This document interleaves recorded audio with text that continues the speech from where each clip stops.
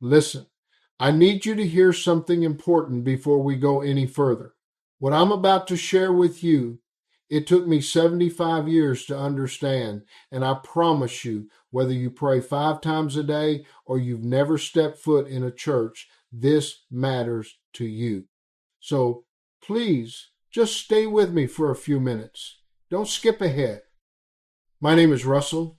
I'm 75 years old, and I've spent my entire life wrestling with one question that I think every single person asks themselves at some point.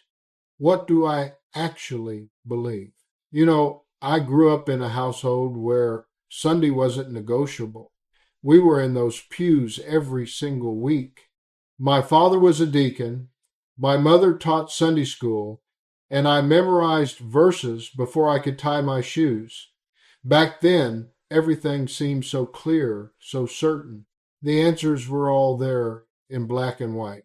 And if you had doubts, well, you just didn't say them out loud. But honestly, here's what nobody tells you when you're young. Life doesn't care about your certainty. It comes at you with experiences that don't fit neatly into the answers you were given. And when I was 23, I watched my best friend die in a car accident. He was a good man, better than me in a lot of ways. He helped people, he was kind, he was generous, and he was gone in an instant. I remember standing at his funeral, listening to all the usual words about God's plan and a better place, and for the first time in my life, I felt angry, not sad, angry, because none of it made sense to me anymore. That anger, it started something in me that I couldn't stop. I started asking questions, real questions, not the kind you ask in Sunday school where you already know the acceptable answer. I read everything I could get my hands on. The Bible, yes, but also the Quran, Buddhist texts, Hindu philosophy, even the writings of people who didn't believe in anything at all. And you know what I discovered? Every single one of them had something true in it. Every single one. Well, I met a man once, this was probably 30 years ago now, who was a devout Muslim. We worked together, and at first, I'll be honest, I kept my distance. I had all these ideas in my head about what that meant, what he must believe about me, about my faith. But one day, we got stuck working late on a project, and we started talking, really talking. And he told me about the 5 pillars of Islam, about what prayer meant to him, about charity and compassion and submission to something greater than yourself. And I realized, sitting there at 11 o'clock at night in a nearly empty office, that he was describing the exact same longing I felt every time I knelt down to pray. The words were different. The rituals were different. But the hunger, the need for connection to something beyond ourselves that was identical. Now, listen, I know what some of you are thinking. You're thinking I'm about to tell you that all religions are the same, that it doesn't matter what you believe as long as you're a good person. That's not what I'm saying. Not at all. Because here's what I've learned in 75 years. The differences do matter. They matter because they represent different ways of understanding the mystery of existence, different languages for talking about things that are almost impossible to talk about. But here's what matters even more. Every single religious tradition I've ever studied, every single one, comes back to the same core truth. Love people, help people, don't be cruel, be humble. Recognize that you don't have all the answers. You see, I've been to Jewish cedars where I've felt the weight of thousands of years of tradition and survival.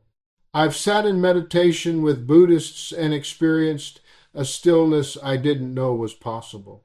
I've worshiped with Pentecostals who expressed joy in ways that would have made my old Presbyterian pastor very uncomfortable. And every single time I've found something genuine, something real, something that pointed toward truth. But honestly, I've also seen the other side.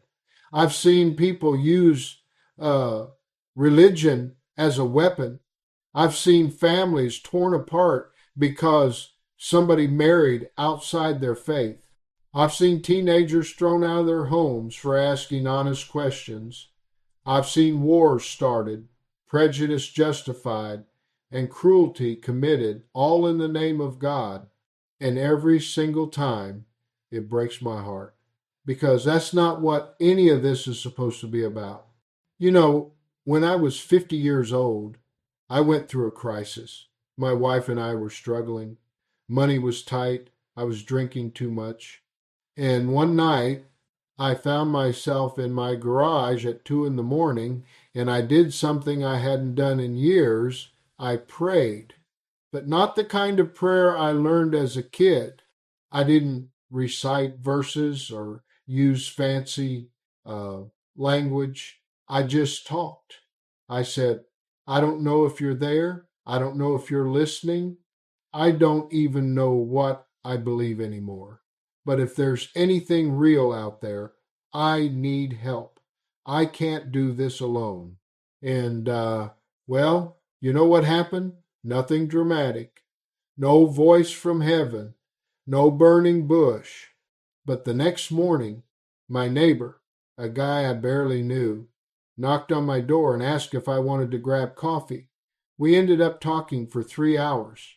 He told me about his own struggles with alcohol, about how he'd gotten help, about resources in the community I didn't know existed. Was that God? Was that chance? Was that just human kindness? I honestly don't know. And here's what I've come to believe. Maybe that's not the point. The older I get, the less certain I am about the specifics. I don't know if there's a heaven or hell. I don't know if we get reincarnated or if this is all there is. I don't know which prayers are the right ones or which day is the correct Sabbath. And you know what? I'm okay with that now. Because what I do know, what I'm absolutely certain of after 75 years, is this: the mystery is bigger than any of us. It's bigger than any book, any building, any tradition. And the appropriate response to that mystery isn't certainty, it's awe, it's humility, it's wonder. I watch young people today and I see them leaving religion in droves. And I understand why. They've seen the hypocrisy, they've seen the judgment, they've been hurt by people who claim to speak for God. And I want to tell them, I get it. I really do.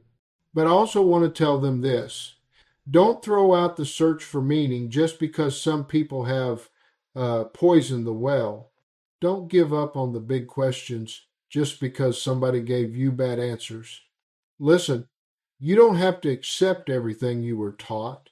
You don't have to stay in a tradition that doesn't feed your soul. But don't stop asking the questions. Don't stop looking for connection, for purpose, for something that makes you feel like you're part of something bigger than yourself. Because that longing, that's not religious programming, that's human, that's real. You see, I still go to church most Sundays, not because I think it makes me better than people who don't, not because I believe I have to in order to be saved. I go because there's something about gathering with other people, singing together, sitting in silence together, wrestling with meaning together that feeds something in me. But I also have a Muslim friend I meet for coffee every Thursday. I read Buddhist teachings before I go to sleep. I learn from atheists who have thought more deeply about ethics and morality than most religious people I know. And, well, here's what all of that has taught me. The point isn't to have the right answers. The point is to remain curious, to stay humble, to recognize that every person you meet is carrying their own piece of the truth, even if it looks nothing like yours, especially if it looks nothing like yours. My wife passed away 3 years ago. We were married for 52 years. And in those final weeks, when she was in hospice, she asked me, Russell, do you think I'm going to see you again? And I looked at her, this woman I'd loved for more than half my life, and I said, I don't know, but I hope so. And if there's any justice in the universe, any love at the heart of existence, then yes, I have to believe yes. Was that faith? Was that hope? Was that denial? Again, maybe the distinction doesn't matter as much as we think. What I've learned is that the most important thing isn't what you believe, it's how you treat people because of what you believe. If your faith makes you more loving, more compassionate, more humble, more willing to serve others, then it's doing what faith is supposed to do. If it makes you judgmental, cruel, arrogant, or afraid, then something's gone wrong. And that's true whether you're Christian, Muslim, Jewish, Hindu, Buddhist, or none of the above. Honestly, I'm 75 years old. I've got maybe another 10 years if I'm lucky, and I'm still figuring it out. I'm still asking questions. I'm still being surprised by where I find truth and beauty and meaning, and I wouldn't have it any other way. So listen, whether you're deeply religious or whether you think all of this is nonsense, whether you're somewhere in between or still figuring it out, I want you to know this: your questions are valid. Your doubts are not a sign of weakness. Your search for meaning is one of the most human things about you. Don't let anyone take that away from you. Don't let anyone tell you they have all the answers when the mystery is so much bigger than any human mind can hold. Stay curious, stay humble, love people, help people, be kind, and keep asking the big questions, because those questions are what make us human. You know, there's a whole channel here where people my age share what they've learned from living, from struggling, from questioning, from growing.